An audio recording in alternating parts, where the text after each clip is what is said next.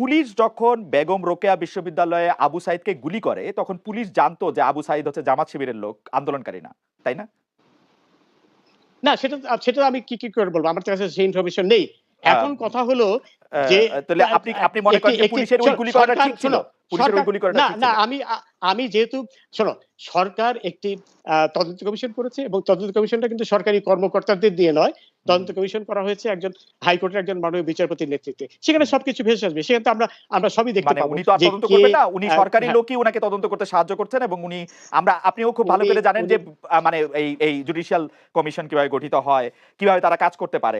আমি ওই প্রসঙ্গে যেতে চাই না। তাহলে আপনি এই কথা বলছেন যে পুলিশ আসলে ধৈর্য ধরেছিল এবং পুলিশ অনেক যেটি ধৈর্য করেছে, ধরেছিল। পুলিশ যেটি করেছে এটি ঠিক করেছে। এইজন্য না পুলিশ না, আমি জেনারেলি বলছি, পুরো পুরো প্রেক্ষিতে বলছি শুরুটা যে শুরুটা যখন এরা শুরুটা রাস্তাঘাট শুরুটা শুরুটাই ছাত্রলীগ। তাই। রাস্তাঘাট মানে প্রথম দুদিন পরে যখন তারা রাস্তাঘাট বন্ধ করে দিল, তখন সকলের নিরাপত্তার জন্য, সকলের রাস্তা চলার স্বাধীনতার জন্য গুলি করে। পুলিশের অবশ্যই না গুলি করে না, পুলিশের অবশ্যই অ্যাকশনে যাওয়ার দরকার ছিল এবং সেই অর্থে পুলিশ ধৈর্যের পরিচয় দিয়েছে। পুলিশের উপর তো আক্রমণ হয়েছে। ধৈর্য পরিচয় কেন দিল পুলিশের উপর আসলে? আক্রমণ যা হয়েছিল। পুলিশের হ্যাঁ, পুলিশ না ধৈর্য এই পরিচয় কেন পরিস্থিতি দিল? এবং এই জন্য দায়ী তাদেরই ক্ষমা চাইতে হবে যারা এই পরিস্থিতি যারা সৃষ্টি এটাতে করেছে যারা এবং যারা এটাতে এই পরিস্থিতি যারা এটাতে উস্কানি এই দিয়েছে, যারা পরিস্থিতি এটাতে উস্কানি দিয়েছে, তাই না? হ্যাঁ, যারা উস্কানি দিয়েছে, আপনার অবভিয়াসলি কাছে মনে উস্কানি হয় না এই দিয়েছে এবং উস্কানি আওয়ামী এখানে লীগের সভাপতি সাধারণ সম্পাদক দিয়েছে? না, আপনার মনে হয় না? না, এটা মোটেও মানে আপনি এই উস্কানি আপনি দিয়েছে, দেখেন এই জাসিম উস্কানি দিয়েছে, চৌধুরী, আমার এই কেসটা দেখেন। উস্কানিটা আপনি শোনো অ্যাটর্নি খালেদ, জেনারেলকে বলছেন আমরা যে কোটা উস্কানি বাতিল কারা করো, দিয়েছে? কোটা বাতিল করো, অ্যাটর্নি জেনারেলকে বলছেন, আর মুখে বলছেন রাজাকারের বাচ্চা, আপনি মুখে বলছেন রাজাকারের নাতিপুতি,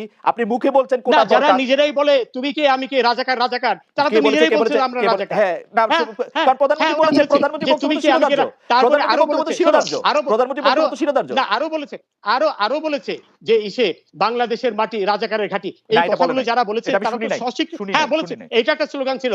এবং কার কাছে? সবচেয়ে আরেকটা বড় আপনার কথা বাসার সামনে হলো বলেছে? যে এইখানে এই কোটার সাথে ভারতের সম্পর্কটা কি, তারা ভারতের বিরুদ্ধে স্লোগান দিয়েছে।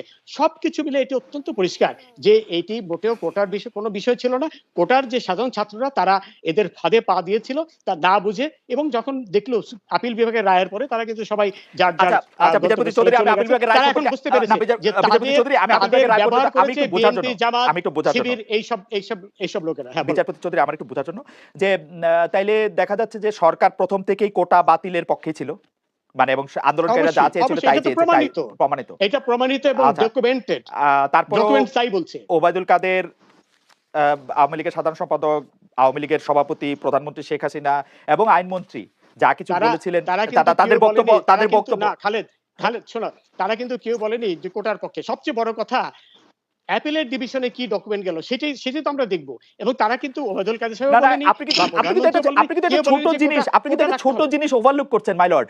আপনি কি দেখছেন না, যে না, অ্যাপিলেট ডিভিশনের কাছে যে কাগজটা গেছে, সেই কাগজটা গেছে আন্দোলনের চতুর্থ দিনের মাথায়, অন্তত 25 জন মানুষ মারা যাওয়ার পরে অ্যাপিলেট ডিভিশন সেই কাগজ তৈরি করা হয়েছে। না, না, শোনো, আপনি ডেটটা বলেন, আপনাকে ডেটটা বলেন, আমি মিলাই দেখি। শোনো, আপনি ডেটটা বলেন।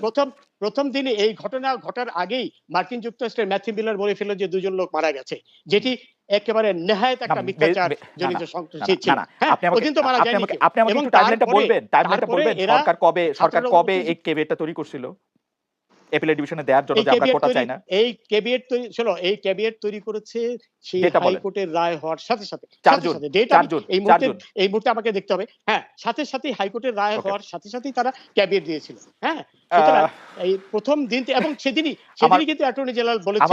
আচ্ছা, জাসিম চৌধুরী, আমি আদালতের রায় নিয়ে জাসিম চৌধুরী, আমি আদালতের রায় নিয়ে আসবো। অ্যাপিলেট ডিভিশনে গেছে। জাসিম চৌধুরী, আমি আদালতের রায় নিয়ে, হ্যাঁ, জাসিম চৌধুরী, আমি আদালতের আমরা রায় তো নিয়ে আসবো।